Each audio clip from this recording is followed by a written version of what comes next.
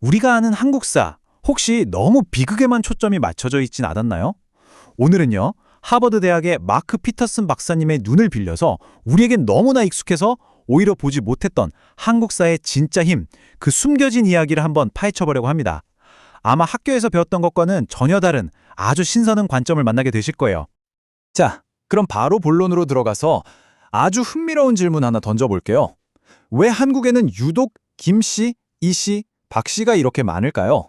생각해보면 전 국민의 거의 절반이 이 세 개의 성씨 중 하나라는 거잖아요.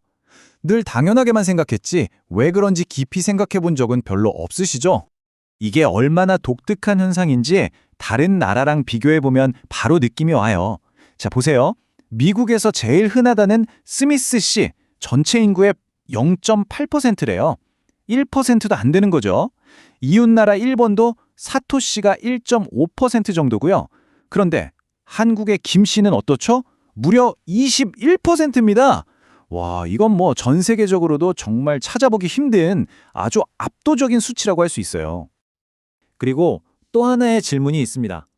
신라, 고려, 조선, 한국의 왕조들은 어떻게 그렇게 오랫동안, 그러니까 보통 500년 넘게 쭉 이어질 수 있었을까요?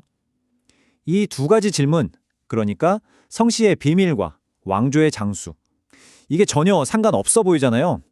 그런데 사실은 하나의 거대한 역사적 원리로 아주 단단하게 연결되어 있습니다. 그래서 오늘 이 네 가지 단계를 차근차근 따라가면서 성씨의 미스터리부터 시작해서 무너지지 않은 왕국의 비밀까지 우리가 가졌던 낡은 통념을 깨는 여정을 함께 떠나보려고 합니다. 자, 그럼 바로 시작해볼까요? 먼저 우리가 역사를 어떻게 보고 있는지 그 시각부터 한번 점검해 볼게요. 많은 한국인들이 우리 역사를 떠올리면 비극적이다, 한이 많다, 이렇게 생각하는 경향이 좀 있죠. 그건 아마도 20세기에 겪었던 너무나 고통스러운 사건들 때문일 겁니다. 맞아요. 20세기는 정말 의심의 여지 없이 힘든 시기였죠. 하지만 피터슨 박사는 바로 이 지점을 지적합니다.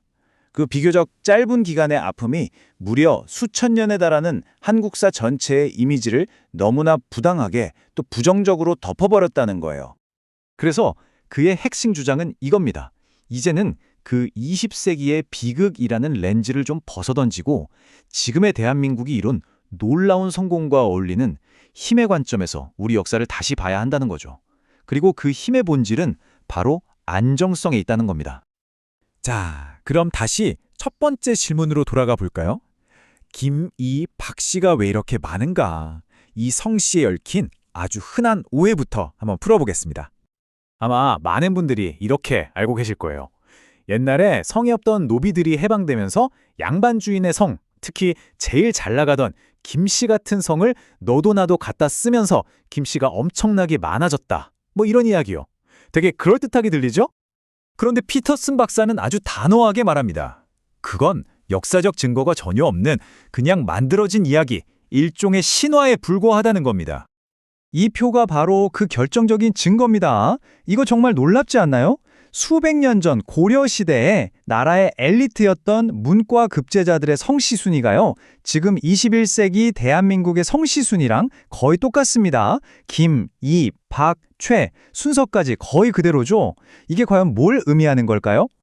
진짜 이유는요, 사회가 혼란스러워서가 아니라 정반대입니다. 바로 상상 이상의 사회적 안정과 연속성 때문이었던 거죠. 혁명이나 전쟁으로 지배 가문이 싹 갈아엎어진 게 아니라 그 가문들이 수백 년 동안 평화롭게 계속 이어지면서 자손을 늘려가다 보니 자연스럽게 인구 비중이 높아진 거라는 겁니다. 정말 충격적인 반전이죠. 자, 그럼 이 안정성이라는 키워드를 손에 딱 쥐고 두 번째 질문이었던 왕조의 장수 비결로 한번 넘어가 보겠습니다. 지금 보시는 것처럼 신라가 거의 1000년, 고려가 약 500년, 조선이 500년 넘게 지속됐어요. 이건 전 세계 역사를 통틀어 봐도 정말 이례적으로 긴 시간입니다. 도대체 어떻게 이게 가능했을까요? 그 비밀은 바로 흡수라는 아주 독특한 방식에 있습니다. 새로운 왕조가 세워질 때 이전 왕조의 지배층을 싹 다 죽여 없애는 게 아니라 그들을 새로운 시스템 안으로 부드럽게 끌어안는 거죠. 세계사의 다른 많은 나라들을 보면요, 보통 왕조가 바뀔 때 폭력적인 정복과 함께 이전 지배층은 완전히 제거되는 게 일반적이었어요. 하지만 한국은 달랐습니다. 평화적으로 권력을 넘겨받고 이전 엘리트들을 흡수하면서 시스템의 연속성을 쭉 유지해온 거죠. 이게 한국사의 아주 특별한 점입니다. 아마 많은 분들이 이렇게 알고 계실 거예요. 조선이 건국되면서 고려 왕족인 왕씨는 다 죽었다더라. 근데요, 이것도 사실과 다른 대표적인 오해 중 하나입니다. 물론 몽골과 좀 가깝게 지냈던 몇몇 가문은 숙청되긴 했어요. 하지만 그게 전부였습니다. 고려의 지배층 거의 대부분요, 그대로 조선의 지배층으로 이름표만 바꿔단 거예요. 그러니까 이건 무슨 피해 혁명이 아니라 사실상 왕의 성씨만 바뀐 지배층 내부의 평화로운 권력 이양에 가까웠던 거죠.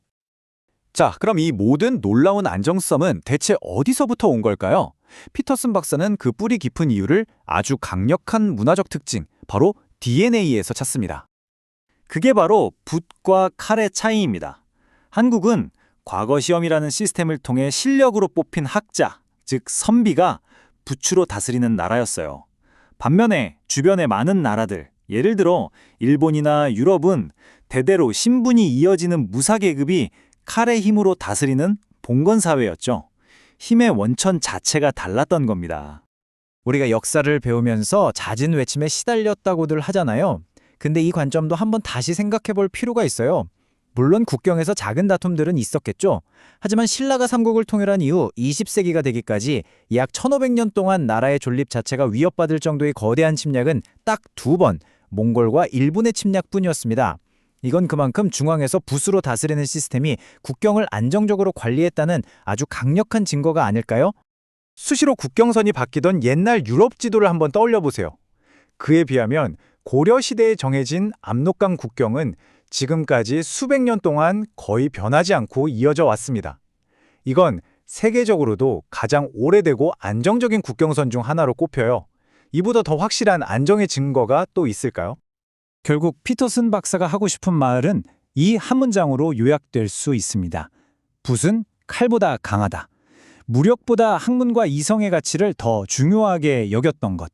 이것이야말로 한국이 장기적인 평화와 안정을 누릴 수 있었던 핵심 비밀이라는 거죠. 그리고 이 붓을 숭상했던 역사의 DNA는요, 놀랍게도 오늘날 대한민국에 그대로 이어지고 있습니다.